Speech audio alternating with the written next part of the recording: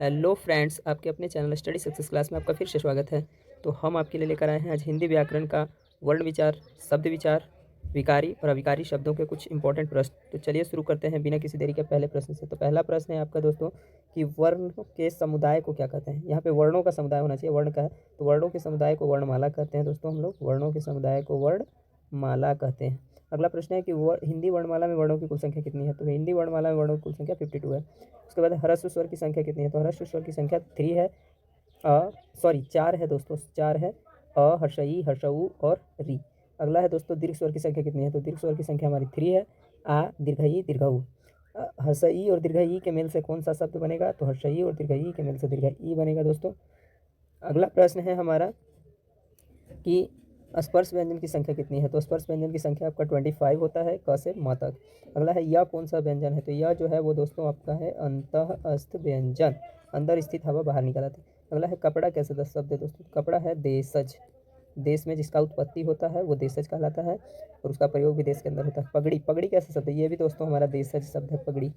उसके बाद है अगला हिमालय कैसे शब्द है दोस्तों। तो हिम जोड़ आलय, ये हो गया दोस्तों यौगिक, यौगिक शब्द है। हिम और आलय दो दो गो शब्दों का मेल है तो यौगिक शब्द हो गया। उसके बाद है अगला प्रश्न है दोस्तों कि रूपांतर की दृष्टि से जो है वो शब्द के कितने भेद हैं। तो रूपांतर की दृष्टि से शब्द के 2 भेद हैं दोस्तों, जिसमें पहला होता है आपका विकारी और दूसरा अविकारी।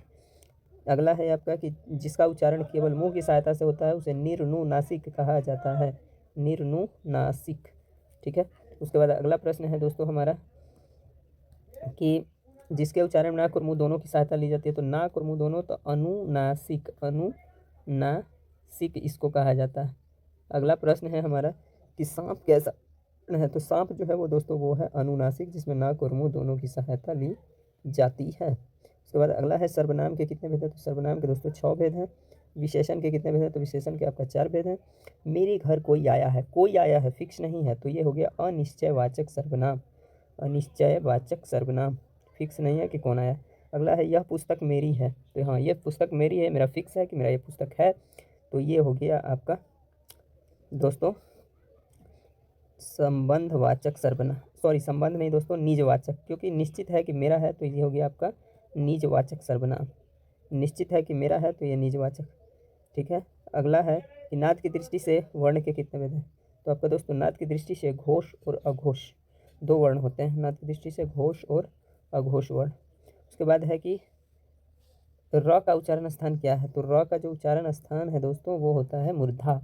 र का उच्चारण स्थान आपका होता है मूर्धा, मूर्धा से आवाज़ निकलती है। उसके बाद है प का उच्चारण स्थान। तो प का उच्चारण स्थान जो है वो दोस्तों वो होगा ओष्ठ, तो होठ सटता है बोलने में। अर्थ की दृष्टि से, अर्थ की दृष्टि से 2 भेद होते हैं। उसका होता है, एक होता है आपका सार्थक और दूसरा होता है निरर्थक, निरर्थक दोस्तों। ठीक है। उसके बाद अगला है विद्यार्थी कैसे शब्द है। तो विद्यार्थी जो है आपका दोस्तों वो है यौगिक शब्द, विद्या जोड़ अर्थी, विद्या जोड़ अर्थी बराबर विद्यार्थी। लेखनी कैसे शब्द है। तो लेखनी हिंदी और संस्कृत में हूबहू यूज होने वाले शब्द को तत्सम कहते हैं और ये है आपका तत्सम शब्द, तत्सम शब्द। अगला है दोस्तों कि रविवार कौन सी संज्ञा है। तो रविवार जो है वो आपका है व्यक्तिवाचक, किसी खास दिन का नाम है, व्यक्तिवाचक। उसके बाद है थोड़ा चावल कौन सी संज्ञा है। तो यह है द्रववाचक संज्ञा, द्रव फिक्स तो नहीं है कितना है लेकिन द्रववाचक। सेना की छावनी, सेना में बहुत से सेना रहते हैं तो इसको बोलते हैं समूहवाचक, समूहवाचक। उसके बाद सर्वनाम की संख्या, सर्वनाम की संख्या होती है दोस्तों 11। उसके बाद है कि अपना काम स्वयं करो, किस सर्वनाम का उदाहरण, खुद, स्वयं।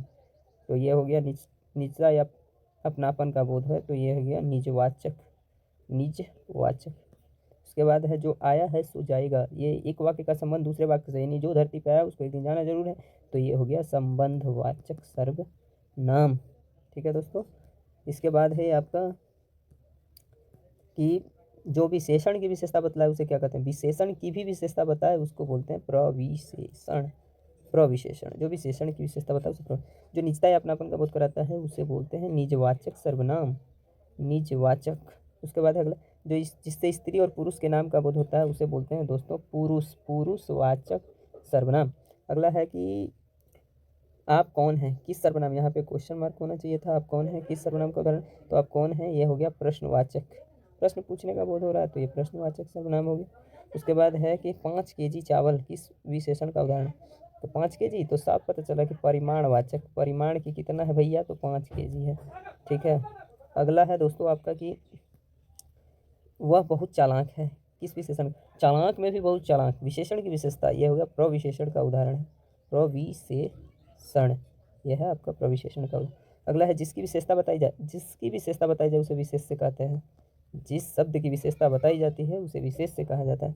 जिसका उच्चारण मुख के अंदर स्थित हवा बाहर निकल आती है। अच्छा, जिसको बोलना है मुंह से अंदर स्थित हवा, तो अंतःस्थ, यानी अंदर का स्थित हवा अगर बाहर निकल आए उसे अंतःस्थ कहते हैं। सबसे छोटी मूल ध्वनि को क्या कहते हैं? सबसे छोटी मूल ध्वनि को वर्ण या तो अक्षर कहा जाता है दोस्तों, वर्ण या अक्षर। व्याकरण के यहाँ पे होना चाहिए कि व्याकरण के ज्ञाता को क्या कहा जाता है? तो व्याकरण के ज्ञाता को व्याकरण कहा जाता है। व्याकरण, इसका मतलब होता है कि जो व्याकरण का ज्ञान रखता है उसे व्याकरण कहा जाता है। वैसे तो दोस्तों व्याकरण का पिता जो है, जनक जो है, भारत में दामोदर पंडित को माना जाता है और संस्कृत में पाणिनि को माना जाता है। तो इसी के साथ हमारे 40 प्रश्न समाप्त हुए दोस्तों।